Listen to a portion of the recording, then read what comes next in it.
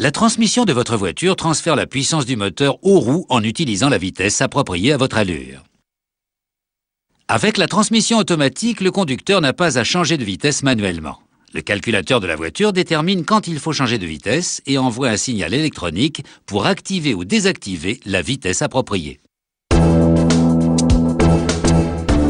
La transmission est un système de levier et d'engrenage qui transfère la puissance aux roues motrices en faisant en sorte que le moteur tourne au régime ou dans la plage de puissance optimum. Elle est logée à l'intérieur d'un boîtier en aluminium appelé carter de boîte de vitesse. Au cœur de la transmission se trouvent 3 trains d'engrenage planétaires. Il s'agit de petits engrenages en rotation autour d'un plus gros engrenage central. Le premier ensemble est appelé couple réducteur.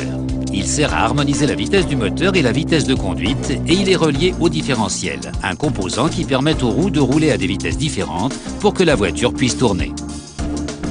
On monte les pièces en acier reliées au levier de vitesse qui sert à mettre la voiture en mode marche avant, marche arrière ou frein à main. Tout d'abord, le levier cranté manuel, puis le support d'embrayage avant. La pièce qui dépasse s'appelle le cliquet de stationnement.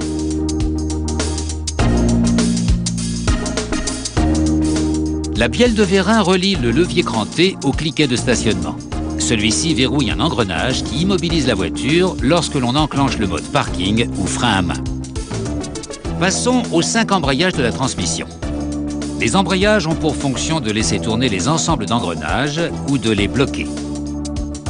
Voici l'embrayage avant. Il permet à la voiture d'avancer quand vous êtes en marche avant en entraînant les 2 trains d'engrenage planétaires restants appelés engrenage d'entrée et engrenage de réaction.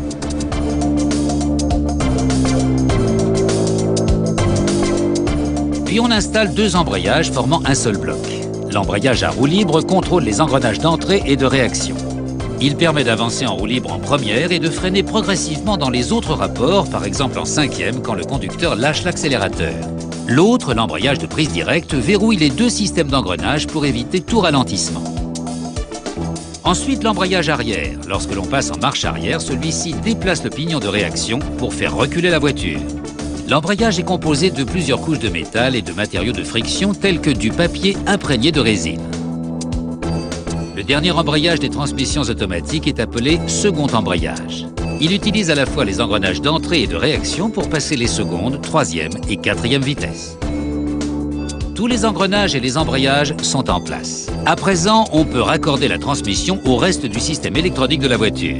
Ces câbles forment ce qu'on appelle le harnais.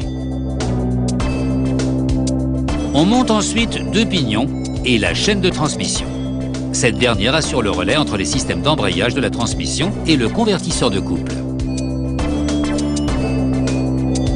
Le convertisseur de couple transfère la puissance du moteur à la transmission.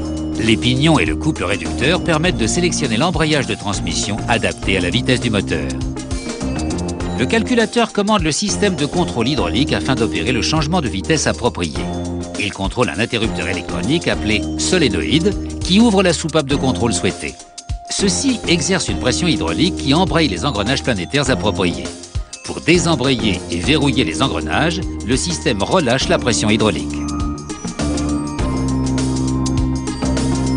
Maintenant, le dernier raccordement du mécanisme de changement de vitesse. Il s'agit de relier cette soupape manuelle au levier cranté. Le levier de vitesse déplace le levier cranté permettant à la soupape de distribuer la pression hydraulique nécessaire.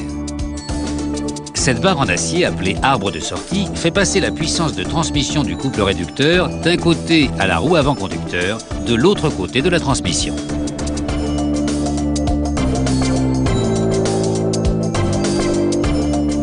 On installe ensuite les ressorts et les servos. Ces éléments du système de contrôle hydraulique permettent d'embrayer et débrayer en douceur. Puis c'est au tour de cet ensemble de tubes. Les soupapes de contrôle envoient le fluide hydraulique aux différents embrayages à travers ces tubes.